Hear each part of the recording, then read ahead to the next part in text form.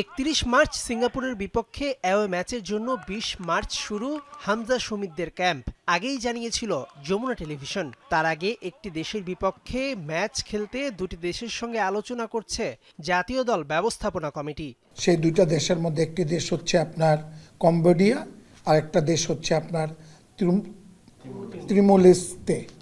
28 তারিখে আমরা যাওয়ার আগে আমরা একটা ম্যাচ খেলবো এবং সেই খেলাটা আমরা সিলেট স্টেডিয়ামে আমরা খেলবো। যদি খেলতে ইনকেস না পারি তাহলে আমরা চিন্তা করব যে আমরা এই দুইটা দলের যে কোনো একটা দলের তাদের ওইখানে যে খেলে আমরা সরাসরি সিঙ্গাপুরে চলে যাব। তবে সিঙ্গাপুর ম্যাচের পর হেড কোচ হাভিয়ের কাবরেরা থাকছেন কিনা সেই প্রশ্নের উত্তরে কমিটির কো চেয়ারম্যান জাতিকে সুখবর দেওয়ার আশা ব্যক্ত করলেন। পরবর্তী ন্যাশনাল উইন্ডো কিন্তু আরো 3 মাস মধ্যবর্তীতে সময় রয়ে গেছে।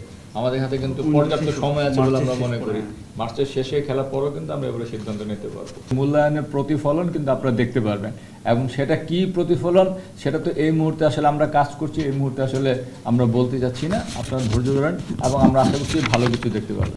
জাতীয় দল ব্যবস্থাপনা কমিটির মিটিংয়ের পরপরই বাফুফেতে দীর্ঘদিন পর পেশাদার লীগ কমিটির বৈঠক। পেশাদার লীগের সর্বোচ্চ আসর বিএফএল এর সম্প্রচার দৈন্যতা নিয়ে ইমরুল হাসান বল ঠেললেন অন্যের কোর্টে। তবে আগামীতে মাঠ ও সম্প্রচারের উন্নয়নের প্রত্যাশা তার। আমি দায় কারোকে দিব না। এখানে জিনিসটুকু আসলে সম্প্রচার ব্রডকাস্টিং বলেন কিংবা স্পন্সর বলেন সেটা লীগ কমিটির আওতার ভুক্ত নয় বলে আমি মনে করি। এটার জন্য আলাদা বিভাগ রয়েছে। মৌসুমের মাঝপথে নিশ্চয়ই আপনি যদি কারোর সাথে চুক্তিবদ্ধ হয়ে থাকেন, সেখানে অন্য কারো হস্তক্ষেপ করাটা নিশ্চয়ই শোভনীয় হবে না।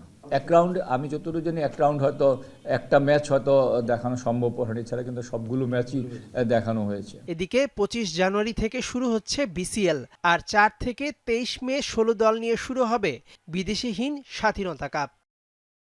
মেহেদী নাইম, যমুনা স্পোর্টস, ঢাকা।